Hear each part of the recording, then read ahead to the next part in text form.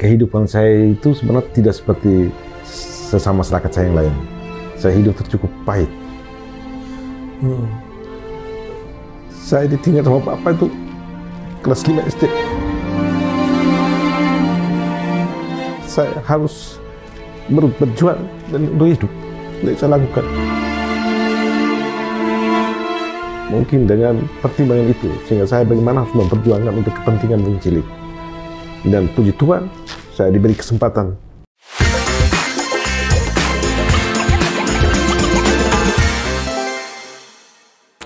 Selamat datang di podcast Orang Kita. Flores terus berbenah diri, terus membangun, mewujudkan kesejahteraan buat masyarakatnya.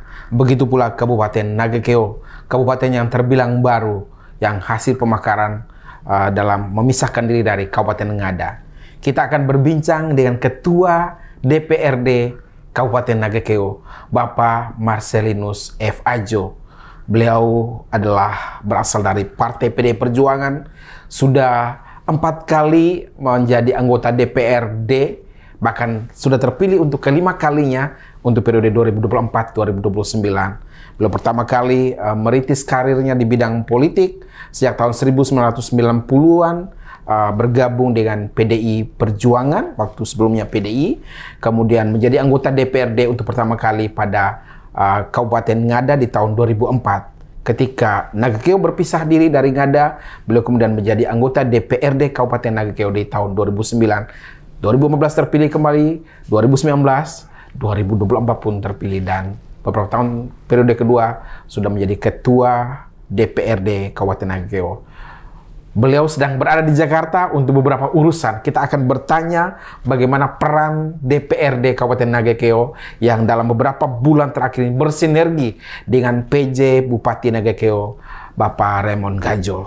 Apa saja yang akan dilakukan, telah dilakukan, dan akan dilakukan oleh DPRD untuk mewujudkan masyarakat Nagekeo yang lebih baik. Kita tahu Nagekeo punya julukan yang bagus sekali, The Heart of Flores, jantungnya Flores. Bagaimana Nagekeo menjadi jantungnya Flores? Kita akan berbincang dengan Pak Seli. Selamat sore Pak Seli. Selamat sore, podcast. Terima kasih Bapak sudah mampir ke studio podcast Orang Kita. Pak Seli, Bapak sudah hampir 30 tahun jadi politisi.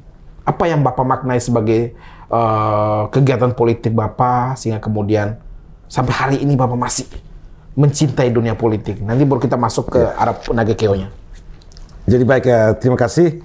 Saya berterima kasih bahwa saya diberi kesempatan pada sore hari ini bisa berada di tempat ini. Mungkin sedikit bercerita tentang kenapa saya harus masuk ke dunia politik. Saya pikir memang yang pertama adalah latar belakang kehidupan saya. Saya pernah punya kehidupan yang cukup pahit. Karena kehidupan cukup pahit, saya tahu betul tentang kesulitan sebagai seorang petani. Yang saya pikir salah satu jalan untuk memperjuangkan kepentingan masyarakat petani, saya pikir saya harus ambil dalam orang yang mengambil kebijakan dan keputusan. Saya tidak bisa berbicara dari luar sistem. Salah satu sistem yang bisa saya ambil bagian ya menjadi anggota DPRD di Kabupaten Ngada waktu itu, dan sejak tahun 90 saya sudah bergabung ke Ibu Megawati, dan tahun 99 saya menjadi ketua DPC. Tahun 2004 saya terpilih menjadi anggota DPRD Kabupaten Nagekeo. Tujuan saya paling pertama, saya ingin memperjuangkan hak Wong Cilik sesuai dengan semangat yang ada di PD Perjuangan. Dan itu saya buktikan. Saya lakukan kurang lebih hampir sekitar 20-25 tahun. Dan mungkin seterusnya saya akan tetap memperjuangkan hak Wong Cilik lewat partai yang saya miliki. Luar biasa, Bapak PD Perjuangan berbasis warna merah dan Bapak mengenakan baju kain tenun dari suku Nage, salah satu suku di Nagekeo. Ini ada maknanya nih baju yang Bapak pakai nih Bapak? Ya, yang paling pertama saya datang ke Jakarta selalu menggunakan atribut asli Nagekeo. Tujuan saya yang paling utama, saya ingin memperkenalkan kepada masyarakat Indonesia, terutama kepada sesama saudara saya, orang Flores, orang Nagekeo ada di Jakarta. Supaya mereka juga bisa ingat pulang kampung. Sehingga saya harus pakai baju budaya saya, dan itu saya ingin menyampaikan kepada publik bahwa di Nagekeo itu kaya akan budaya. Macam-macam di sana. Ada budaya adat, ada juga budaya, ada pariwisata budaya, ada juga pariwisata yang ada di laut, semua ada, sangat komplit di Nagekeo. Makna dari baju ini, ya memang saya sengaja kena orang PD Perjuangan. Saya pikir juga kami orang PD Perjuangan identik dengan warna merah, warna putih, dan warna hitam. Sehingga kemana-mana saya harus menunjukkan. Karena hari ini saya berada di tempat sini hanya karena PD Perjuangan. Tanpa PD Perjuangan, saya tidak mungkin Bapak bisa mengundang saya ke sini. Karena PD Perjuangan telah memberi yang terbaik dalam kehidupan saya. Sehingga apapun saya tetap memperjuangkan PD Perjuangan di Kabupaten Nagekeo. Siap. Ya. Terima kasih banyak Pak Sely. Pak Sely, sekarang Bapak sedang berada di Jakarta. Saya dengar Bapak bersama Pak PJ, Pak Raymond Gajo, bersama sejumlah anggota DPRD untuk tadi bertemu dengan pihak dari Menko Perekonomian, bahkan langsung bertemu dengan sekjennya, Pak Sesmenko, Pak Susi, yang luar biasa. Apa bisa diceritakan apa sih momen pertemuan tadi, tujuan agendanya? Ya, yang paling pertama saya berterima kasih dengan Pak Penjabat Bupati Nagekeo.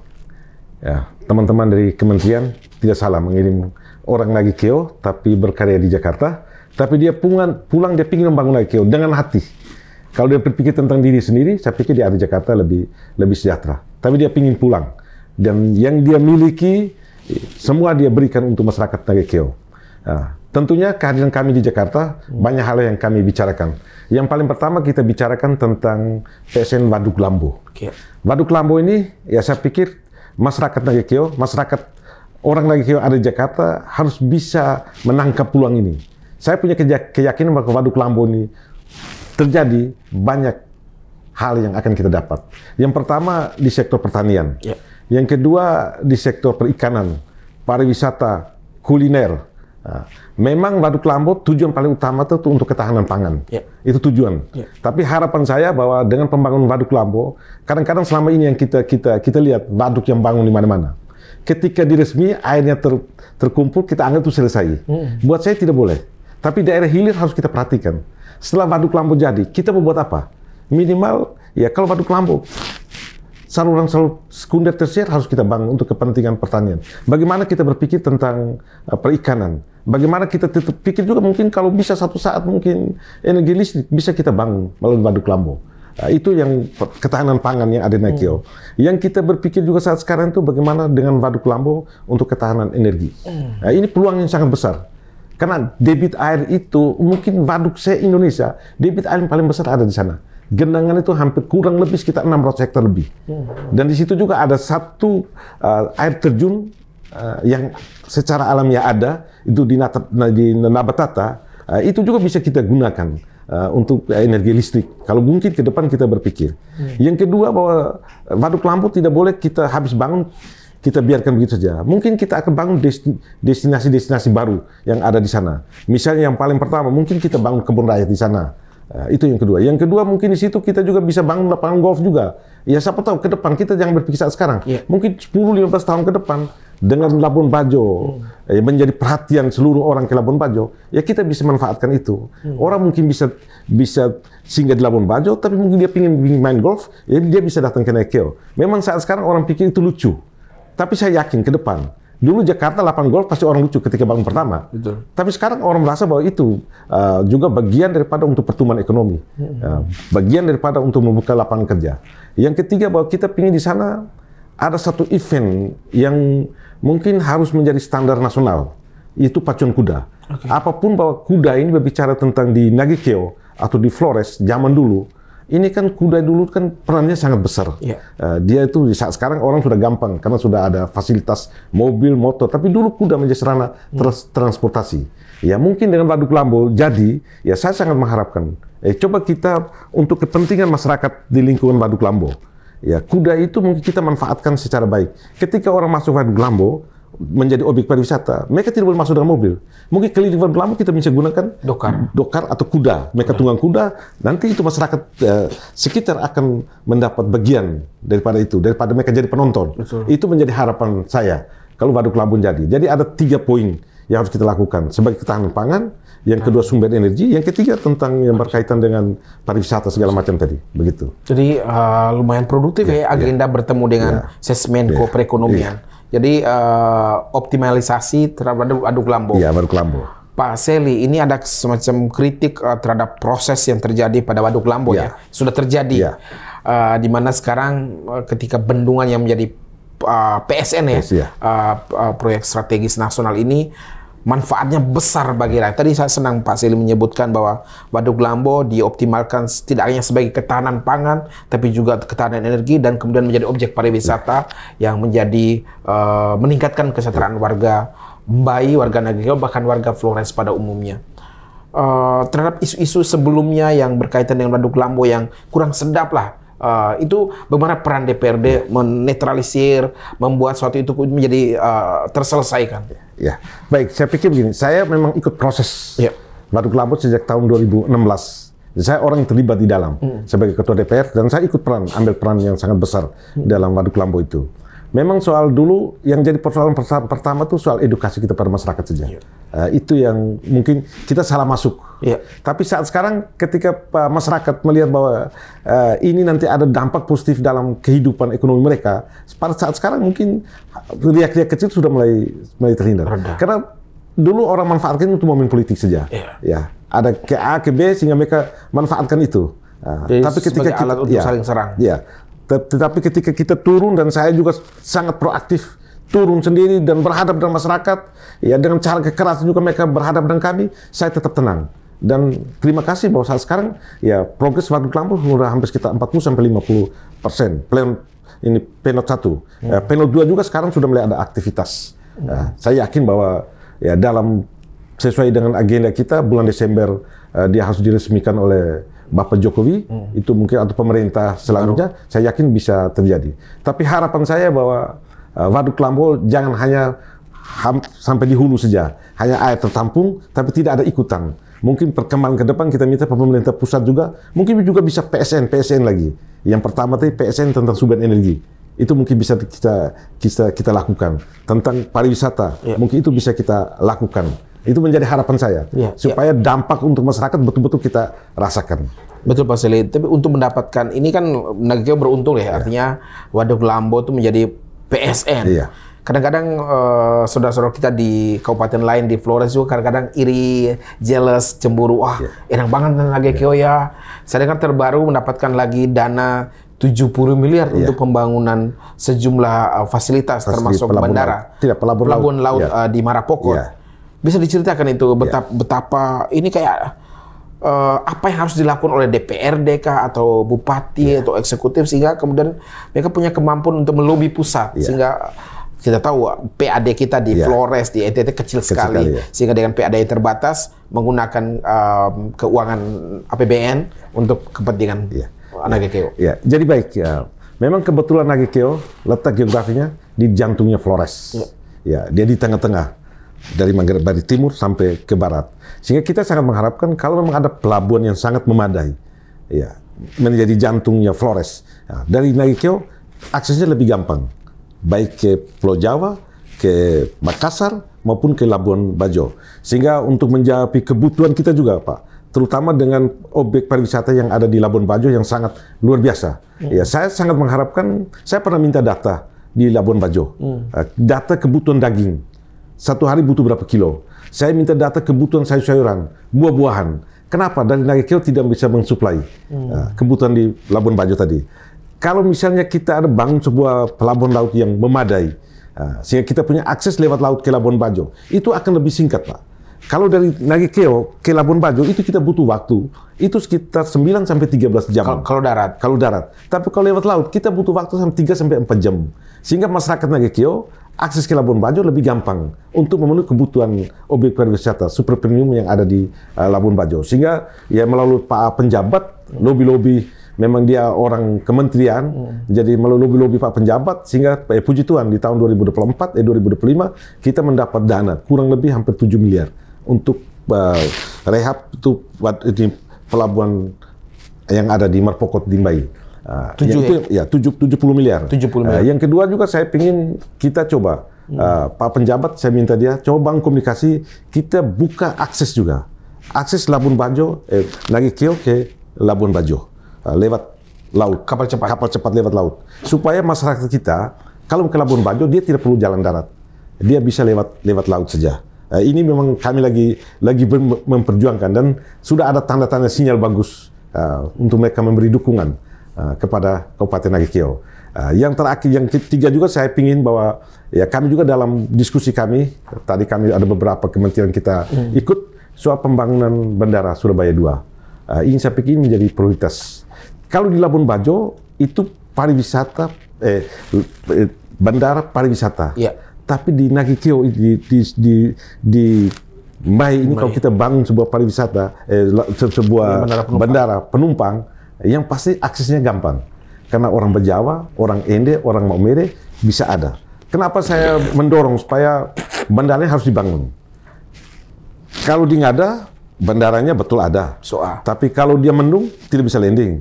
Di Ende, bandara ada. Tapi kalau dia angin kecil, yang kedua bahwa saat sekarang Pak, tiket pesawat itu sangat mahal. Kenapa sangat mahal? Karena kita hanya dilewati oleh pesawat-pesawat kecil saja. Tapi kalau ada pesawat yang besar saja, itu pasti sangat membantu kita. Contoh sederhana sekarang, saya dari Ngada, dari Nagikeo ke Labuan Bajo, itu harga tiket sama dengan Labuan Bajo ke Jakarta, Pak. Harga tiket. Bahkan lebih mahal. 1,3 ke Jakarta, dari Labuan Bajo ke Jakarta itu 1,6. Saya ke Kupang harganya lebih mahal daripada saya ke Jakarta. Ini kan sangat tidak membantu masyarakat saya. Sehingga saya pikir kalau memang kita bisa bangun sebuah bandara yang standar, ya bukan internasional, standar nasional, ada di Kabupaten Nagikeo, juga akan membantu perekonomian masyarakat saya yang ada di Kabupaten Nagikeo. Itu menarik ya, artinya 70 miliar sudah disiapkan tahun depan anggaran untuk merenovasi Marapokot, pelabuhan laut yang akan menjadi akses dari Marapokot ke Makassar, Marapokot Bajo, Marapokot ke Maumere, Marapokot Surabaya. Karena pelabuhan laut menjadi penting ketika untuk mendistribusikan bahan pangan dan lain-lain. Kemudian pertanyaan soal tadi Bandara Surabaya 2. Ini memang kita tahu bahwa di zaman Jepang pelabuhan Mbai tadi Bandara Udara Mbai tadi menjadi bandara udara yang dijuluki Surabaya 2, punya kenangan lah betapa dipakai untuk pertahanan saat itu. Ini bagaimana cara berkomunikasi dengan pihak tadi terus Bapak sudah menyebut bahwa kekuatan Bapak PJ, Kakak Raymond yang membagus orang Kementerian Menko Marves, beliau sekarang salah satu pejabat eselon 2 di Kemenko Marves, anak kepercayaannya Pak Luhut, Pak Menteri Luhut Binsar Panjaitan, kemudian selain itu kalau nanti misalnya bupati yang baru dan lain-lain, untuk menjaga konsistensi apa yang harus dimiliki oleh seorang eksekutif, kemampuan untuk melobinya itu. Trik-trik dari seorang yang sudah puluhan tahun jadi anggota DPRD. Saya pikir yang paling pertama soal bagaimana kita membangun komunikasi. Membangun komunikasi itu yang paling penting. Tapi kalau kita sulit dan tidak membuka ruang untuk berkomunikasi, saya pikir menjadi kesulitan kita. Saya buktikan sekarang Pak Raymond, bagaimana dia melakukan komunikasi. Memang di Bandara Surabaya 2 itu kan juga ada tanah TNI, tanah Transat. Penot sudah ditetapkan tahun 2011, zaman Pak Freddy. Tidak, penot untuk bandara. Itu 2011 sudah ditetapkan. Oleh waktu itu menterinya Pak Freddy Lumberi. Sudah ditetapkan? Sudah ditetapkan penotnya. Kenapa kenapa pemerintah setelah itu tidak ada komunikasi yang intens dengan pihak TNI? Sehingga tidak membuka ruang untuk kita untuk membangun bandara. Tapi zamannya Pak Raymond, dia coba membangun komunikasi dengan teman-teman dari TNI Darat, dengan Kasat, semua dia bangun, dan sudah ada pembicaraan yang bagaimana supaya tanah TNI itu, tanah Transat, kita ambil sebagian untuk bangun bandara, sehingga kita akan tukar guling dengan tanah milik Pemda untuk bangun batalion, untuk bangun asrama, untuk bangun kodim, ya kita memperhitungkan semua. Dan itu kita sudah sampai ke tahap itu. Dan kita doa-doa, tahun 2025, kalau memang ini bisa terjawab, saya yakin itu bisa terjawab. Ini tinggal administrasi saja. Tapi pembicaraan kita sudah kita lakukan dan saya juga terlibat dalam proses itu. Peran DPRD seperti apa? Karena kita tahu bahwa tidak mudah untuk melakukan proses risla, tukar guling, tanah yang semula nanti yang akan menjadi bandara itu memiliki TNI, ditukar guling dan tanah Pemda. Ini kan tidak mudah. Cara proses pihak DPRD melakukan lobby, komunikasi, politik dan lain seperti apa sumbangsi DPRD? Kalau sumbangsi dari saya sebagai ketua DPR dan seluruh teman-teman DPR, pada prinsip kita mendukung. Kita sadar bahwa yang dilakukan oleh pemerintah untuk kepentingan masyarakat, bukan untuk kepentingan pribadi. Dan saya sebagai ketua DPR, saya tidak mendengar dari orang ngomong. Tapi saya melihat dari mata kepala saya yang dilakukan oleh Pak Raymond dalam proses negosiasi ini yang kita lakukan. Karena kebijakan yang dia lakukan, minta maaf, saya ngomong sama teman-teman, Raymond tidak bawa ke Jakarta. Raymond kasih tinggal kita. Kenapa tidak kita beri dukungan sepenuhnya? Ya. Dia tidak ada pikiran bahwa bandara ini jadi, saya punya bagian, tidak ada. Bagaimana saya membangun komunikasi dengan pemerintah pusat. Dan itu luar biasa. Sehingga sebagai ketua DPR, saya punya kewajiban untuk mendukung sepenuhnya. Karena saya tahu yang dia lakukan adalah baik untuk kepentingan masyarakat. Baik dari kebijakan anggaran, harus kita beri dukungan sepenuhnya. Yang kedua mungkin juga masalah sosial, saya pikir kewajiban saya untuk bisa membangun komunikasi dengan siapa saja, dengan masyarakat lingkungan.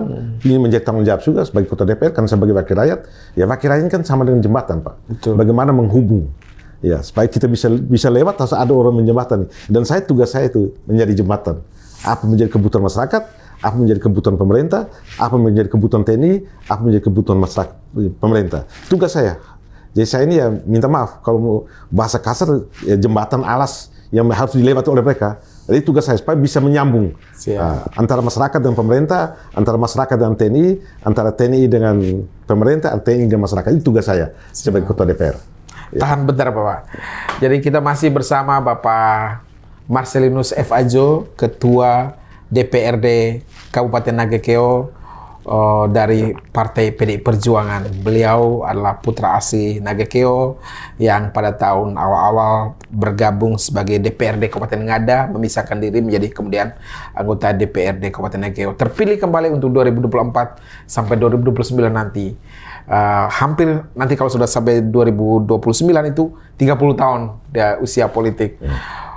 Kita akan tanya sedikit apa ya pengalaman beliau sebagai politisi ini yang bisa kita pakai anak muda kita di kemudian hari ya untuk bergerak di bidang politik. Dan sebelum masuk lagi pertanyaan tentang Nagekeo, Bapak ini menarik ya ke perjalanan hidup. Kemudian Bapak tadi diceritakan di awal bahwa secara akademik Bapak D3 bidang pertanian. Kemudian sempat bekerja di Semarang ya, karena D3-nya dilakukan di Semarang. Lalu pulang kembali ke Bawai menjadi petani, the real farmer. Menekuni tani di bidang sawah, kemudian membentuk kelompok tani bernama P3A. Yaitu petani pemakai air. Petani pemakai air ya. Perkumpulan petani pemakai air.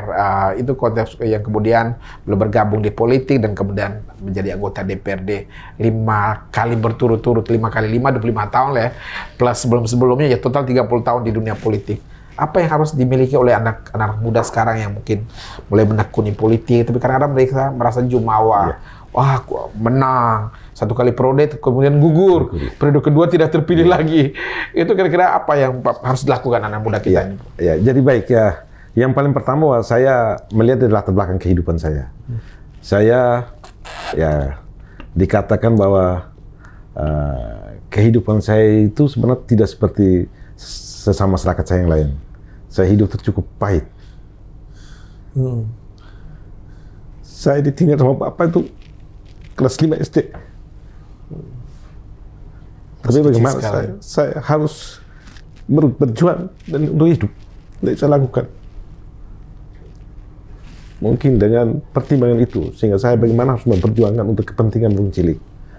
Dan puji Tuhan, saya diberi kesempatan untuk menjadi anggota DPR. Dan saya tekun dengan apa yang saya lakukan. Dan saya punya keyakinan bahwa Tuhan pasti akan memberi yang terbaik buat kita semua dalam kehidupan kita masing-masing.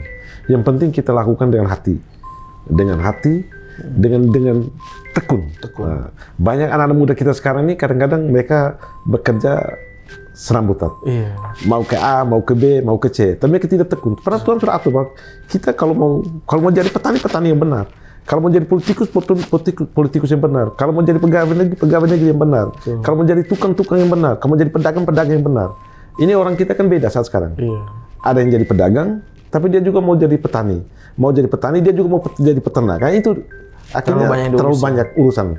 Sehingga saya dulu, ya saya tekun di bidang pertanian. Saya lulus sarjana pertanian. Ketika tes pegawai negeri, saya tidak mengambil bagian. Dan saya tekun menjadi seorang petani. Dan saya kumpul petani, saya jadi ketua P3A. perkumpulan petani pemakai air. Saya pernah jadi petani teladan. Ya, terus saya tekun dalam pekerjaan saya.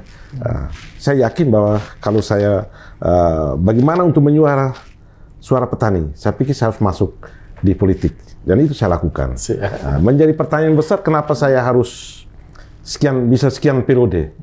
Sebenarnya tuh buat saya itu ada 3 poin yang harus kita lakukan. Pertama itu yang paling pertama tuh hidup sosial kemasyarakatan. Itu poin paling pertama. Dan itu harus kita lakukan. Contoh sederhana, contoh konkret tentang hidup sosial kemasyarakatan. Misalnya ada kedukaan. Ada kedukaan tuh kita jangan sampai kita datang semua sudah beres, tapi kita datang semua belum terurus. Datang bukan berarti kita harus kasih uang, tapi bagaimana kita bisa mencari jalan keluar, solusi. Contoh sederhana, misalnya mereka butuh ambulans, mau ambil mayat, muat mayat misalnya. Saya kan punya jaringan, ya, saya bisa dengan cepat membantu komunikasi, dan itu sangat membantu. Sehingga itu yang saya lakukan, bagaimana hidup sosial kemasyarakatan. Yang kedua, ya minta maaf, partai politik juga itu harus kita memilih partai betul-betul yang diterima di lingkungan kita. Kebetulan di PD Perjuangan, untuk di NTT dan untuk di Nagekeo, itu menjadi partai yang diterima oleh masyarakat saya. Sehingga saya bergabung ke PD Perjuangan dan saya konsisten.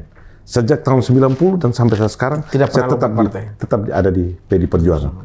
Yang ketiga, Pak? Yang ketiga, soal uang. Tapi uang tidak segala-galanya. Uang tuh nomor ketiga aja ya? Karena saya buktikan, saya 2004 jadi anggota DPRD, mungkin dengan biayanya sangat kecil. Kalau saya ngomong orang nggak percaya, saya hanya jual kayu 2 kubik. Hanya modal untuk beli rokok saja. Saya turun dari rumah ke rumah, saya menyampaikan bahwa saya ingin maju DPR, saya ingin memperjuangkan kepentingan Long Cilik, ingin memperjuangkan kepentingan masyarakat. Saya ingin harkat petani itu harus diangkat. Dan saya mau memperjuangkan hal itu. Dan itu saya lakukan.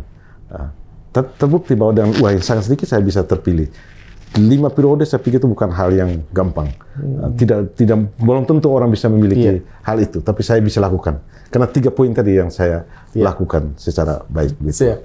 Wahai anak muda yang sedang belajar politik, jangan berbangga diri ketika pertama kali lolos menjadi anggota DPRD di kabupaten manapun di NTT. Karena ujian Anda sebenarnya adalah pemilihan berikutnya. Di 2029, misalnya Anda pertama kali menang di 2024, apakah Anda terpilih lagi atau bahkan kandas di kali pertama? Jadi ajaran atau nasihat dari Bapak Sely ini menarik, konsistensi tadi, ketekunan, dan memperhatikan 3 hal. Sosial kemasyarakatan, partai politik, dan juga sedikit punya uang untuk kemudian menggerakkan proses pemilihan tadi. Kakak Bapak Sely menarik ini berbicara tentang balik ke Nagekeo, Bapak. Nagekeo ini menurut saya sih termasuk kabupaten di NTT yang kurang terlalu berkembang. Kalau kita bandingkan dengan kabupaten-kabupaten yang sudah lebih dulu ada. Kalau kita pergi baik hari ini atau 2 tahun lalu dan berapa tahun lalu tuh ya kayak begitu-begitu aja. Kayak nggak ada yang progres yang wow gitu. Oh, baik berubah, nggak ada itu. Apa yang terjadi, Pak, sebenarnya? Sehingga harapan dengan Pak Raymond Gajo sebagai PJ ini ada harapan baru. Gimana, Bapak? Iya. Kalau saya terus terang bahwa dengan kehadiran Pak Raymond di Kabupaten Nagekeo, komunikasi politik sangat luar biasa. Dengan semua lini. Baik dengan lembaga DPRD, dengan sesama ASN yang ada di lingkupan dia, baik dengan pemerintah pusat. Ya, pemimpin ke depan harusnya bisa begitu. Sehingga kalau pemimpin bisa melakukan itu, Pak, istilah saya orang Goa ya, itu bilang kalau roga tahu noa. Roga itu jurang tajam bisa jadi gampang. Ya. Roga tahu noa. Roga tahu noa. Roga itu kan jurang. Tapi kalau kita komunikasi baik, sulit pun pasti kita bisa. Tapi kalau kita komunikasi tidak baik, Pak, itu saya yakin. Yang sulit tambah sulit. Yang tidak sulit bisa jadi sulit. Itu soal. Sehingga dengan Raymond sangat luar biasa yang dia lakukan.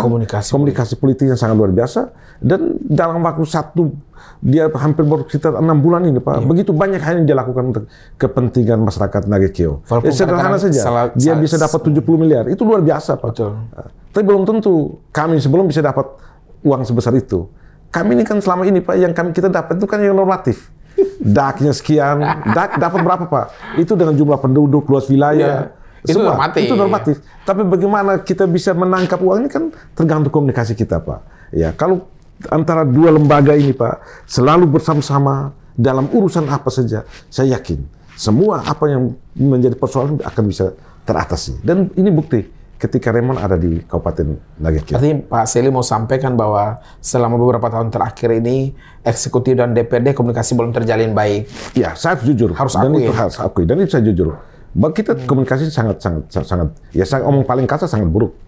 Begitu, sangat buruk. Begitu. Siap. Dan kalau saya berani menyampaikan itu karena saya sebagai ketua DPR saya mengalami sendiri. Bukan saya orang yang menyampaikan itu, tapi saya mengalami sendiri. Begitu. Bapak bertemu dengan eksekutif-eksekutif yang ya Bapak pernah merasakan betapa yang mungkin dianggap ponga, dianggap agak sedikit ini ugal-ugalan, komunikasi yang terhambat sehingga untuk memperjuangkan sesuatu bersama DPRD tidak terjadi. Apalagi lobby ke pusat, ya gagal. Jadi sekarang Pak Raymond itu luar biasa Pak, lobby ke pusat. Saya dengan jalur politik saya bisa bantu juga Pak. Apa arti yang ada di Nagekeo Pak? PAD kita saya kuat-kuat 36 miliar. Itu kalau kita kuat. PAD 36 miliar? 36 miliar. Kami kemarin Pak PAD sebelumnya itu 48 miliar. Kemarin saya minta direvisi. Kita defisit 26 miliar. Bagaimana cara menutup defisitnya? Sudah, PAD kita kasih kurang, saya bilang. Dari 48 kita kasih kurang 11 miliar. Tinggal 36 miliar. Dan belum tentu 36 miliar itu kita capek. Belum tentu. Cara bagaimana untuk peningkatan PAD kita? Ya kita harus punya kemampuan untuk membangun kreatif-kreatif baru di Kabupaten Nagekeo. Misalnya pariwisata tadi Pak, misalnya Waduk Lambo tadi kita coba bangun, pelabuhan laut kita bangun, marina kita bangun. Kalau ini semua bisa berjalan, saya yakin akan ada dampak buat kepentingan masyarakat Nagekeo. Sana punya potensi garam juga Pak. Kenapa tidak dimanfaatkan secara baik? Saburai juga sekarang Pak, PAD paling besar dari garam Pak. Nagekeo kan punya lahan garam yang dengan musim panas yang hampir 9 bulan Pak. Itu kalau dioptimalkan secara baik, saya yakin kita akan menjadi produksi garam. Bisa untuk mensuplai garam, bukannya di NTT, mungkin di Indonesia Timur juga bisa. Itu kalau kita bisa lakukan. Dan puji Tuhan sekarang Pak Raymond mulai bergerak di bidang itu juga. Kemudian kami tadi lihat di video singkat yang disampaikan oleh Pak PJ itu berkaitan dengan pengembangan Waduk Lambo ke depan, optimalisasi Waduk Lambo di mana bahwa karena sebagai PSN dia tidak berhenti, kata Bapak, jangan hanya di hulunya aja, jangan sampai air tergenang selesai. Padahal yang mau dikembangkan ke depan berdasarkan rencana strategis tadi itu bahkan ada kapelanya yang dibagusin, bahkan ada patung Yesus Rio de Janeiro yang akan ada di tengah-tengah waduk itu gambaran yang hanya hayalan aja atau memang serius diperjuangkan? Ya. Kalau saya Pak, sesuatu harus mulai dari mimpi. Ada mimpi baru kita mau bersemangat bekerja. Dan saya harus memperjuangkan bahwa harus bisa terwujud. Karena di Waduk Lambo itu Pak, itu ada satu pulau kecil. Ada satu bukit kecil yang sudah ada kapela saat sekarang. Dan kita pingin bahwa kita ini minta maaf, kita ini mayoritas. Kenapa tidak kita bangun sebuah kapela yang ideal di situ? Supaya ya sekali-sekali menjadi objek pariwisata juga di situ. Dan kita masuk kapela, kita harus lewat jembatan, lewat bisa lewat waduk, bisa lewat pakai speedboat, bisa juga kita bikin jembatan yang menghubung darat dengan kapela tadi. Karena dia ada di tengah-tengah Pak. Itu menjadi semangat saya. Yang kedua Pak, itu kan belum masuk di PSN. Saya minta Pak Raymond memperjuangkan, karena itu kita butuh biaya yang besar juga. Bisa tidak kalau itu kita masukkan di PSN juga, yang berkaitan dengan bangun kapela tadi Pak. Dan itu kita lagi memperjuangkan itu. Keren, saya membayangkan Waduk Lambo di kemudian hari ada di 1 tahun sekali ada perlombaan pacuan kuda yang dibiayai oleh APBN. Untuk menuju ke perlombaan nasional ada perlombaan lokal tingkat kabupaten, tingkat provinsi dan lain-lain. Menarik itu. Kemudian ada sesi di mana orang wisata rohani berkunjung ke patung Yesus yang besar sekali di tengah danau dengan kapela. Bapak itu mengimpikan itu dan kemudian dikerjasamakan dengan Pak PJ, dan salah satu yang mungkin Bapak pertimbangkan adalah kekuatan diaspora Bapak. Kita tahu bahwa warga Nagekeo yang ada di Jakarta, di Jabodetabek cukup banyak. Orang-orang hebat lah. Sebut saja Pak GM, Pak Marsiado Wawo, cukup banyak nama-nama yang lain. Yang orang bilang, orang Nagekeo itu hebat-hebat. Mereka ini mau diapain ini kekuatan diaspora? Apakah pihak eksekutif legislatif di DPR menyadari kekuatan diaspora ini, Pak? Iya, kalau saya sebenarnya Pak, kekuatan kita itu sangat das. Tapi yang soal komunikasi tadi Pak, sebenarnya teman-teman di Jakarta mereka welcome dengan kita. Tapi bagaimana kita melakukan komunikasi dengan mereka? Saya yakin mereka pasti punya kemauan baik lah. Banyak orang yang punya kepedulian, orang diaspora Nagekeo yang ada di Jakarta punya kepedulian Nagekeo. Tapi kita miss di komunikasi saja, Pak. Ini harapan saya, baik penjabat sampai bupati ke depan. Marilah kita bukan manfaat lah.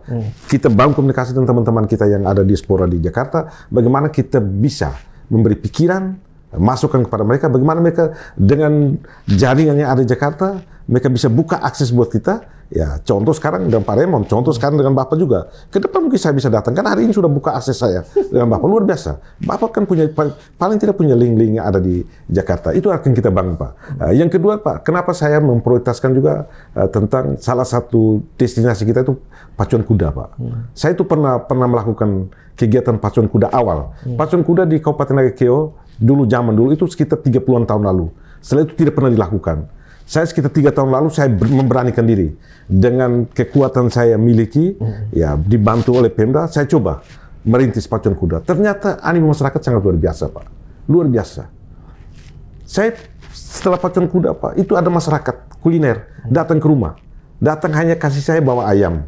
Kenapa? Mereka mengucapkan terima kasih. Bapak dengan pacuan kuda ini, Bapak, saya memperoleh keuntungan hampir 5-6 juta. Saya tanya, kira-kira berapa kuliner, warung, segala macam. Bapak, kami yang warung saja itu ada 32 warung. 32, Pak, saya kali saja misalnya dengan 7 juta atau 10 juta keuntungan. Berarti ada berapa? Berarti ada sekitar 300 juta lebih. Itu baru rumah makan. Belum lagi misalnya jual moke, Pak. Itu luar biasa, Pak. Moke saya tanya, kamu ada berapa orang? Kami ada 42 yang jual moke. Kamu untung berapa, Pak? Kami untung 1,5 sampai ada yang 1,5, ada yang 2 juta, ada yang 2,5 juta. Saya pukul rata saya 2 juta. Kali 42, Pak. Berapa uang yang kita dapat? 44 juta. Nah, itu baru moke, belum kacang-kacangan, belum umbi-umbihan. Pernah, Pak, pacuan kuda, Aqua, satu kecamatan bawah itu habis. Berarti berapa jumlah penonton, Pak? Berarti di atas 15.000, Pak. Berapa hari itu? Tidak, untuk pernah satu hari, ke puncak finalnya. Itu Aqua satu kecamatan bawah itu habis. Tidak ada terjual di warung. Karena sudah terpakai semua. Berarti hitungan saya jumlah penonton, berarti 15.000. Sehingga, Pak, ini ketika pacuan kuda, Pak, ini kan PAD yang langsung diterima oleh masyarakat. Bukan masuk ke kas daerah. Betul. Bagaimana masyarakat menerima PAD itu? Langsung terima. Itu luar biasa buat saya. Sehingga hitungan saya ketika saya pacuan kuda periode pertama, Pak, saya keluarkan uang sekitar 220 juta saja. Tapi uang yang berputar, Pak, itu hampir 1 miliar lebih. Hitungan saya. Sehingga saya pikir setiap tahun saya harus lakukan. Karena ada dampak buat masyarakat saya, untuk ekonomi masyarakat saya. Sehingga saya dari tahun 2001, 2002, saya tetap lakukan. Sekarang tahun ini tahun bikin lagi? Ya, ini tahun saya bikin lagi. Kapan, Bang? Tanggal 20 Juli nanti. Kami saya undang lah teman-teman. Kita bisa meliput? Ya, saya jangan senang hati. Karena saya ingin Bapak harus bisa menjual pacuan kuda di Kabupaten Nagekeo. Karena kami punya cita-cita dan Pak penjabat bahwa PON di tahun 2025, ya 2026 PON ya 2026, saya pikir salah satu kejuaraan pacuan kuda tradisional akan kami lakukan di Nagekeo nanti.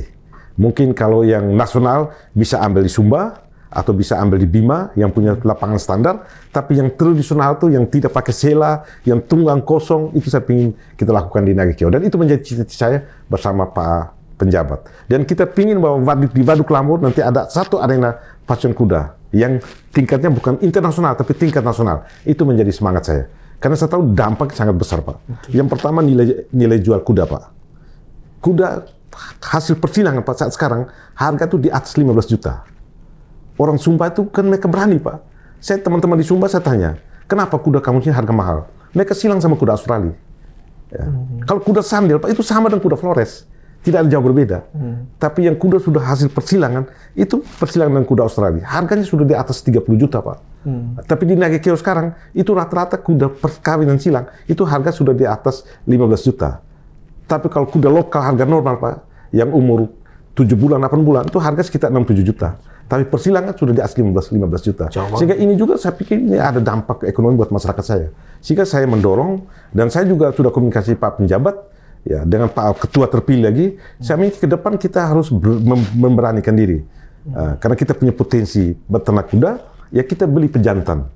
Datanglah dari Australia, ya, kuda-kuda afker yang di sana, ras kuda yang bagus, kita kawin silang dan kuda lokal kita, ya.